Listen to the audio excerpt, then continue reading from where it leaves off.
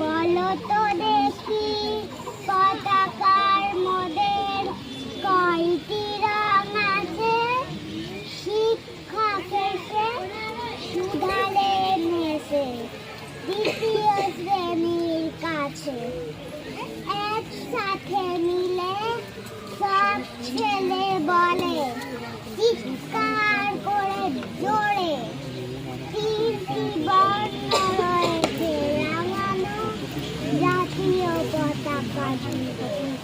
মেয়ের পিছনে বেঞ্চের কোণে শিশু ছিল এক বসে, পতাকার মাঝে 5টি রং আছে। বলল সে মৃদু ভাষে, কথা তার শুনে বাকি শিশু বনে হেসে খায় প্রতিটি।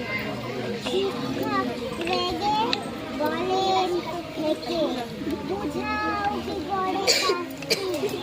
মাথা নিচু করে ভয়ার্ত স্বরে সরল শিশুটি বলে, ওপরে গেরুয়া মাঝখানে সাদা, সবুজ আছে তার তলে, আর আছে আঁকা গোলাকার চাকা, নীলে রং আছে ওতে। শিক্ষক বলে এটিকে ধরলি তবুও হচ্ছে 4টে। অবশ্যই বলল তখন রং আছে এক, লাল লাল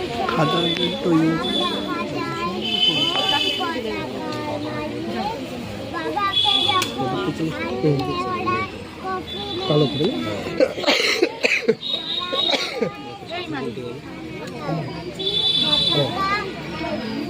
ওটাকে কেটে বাদ দিয়ে দিও।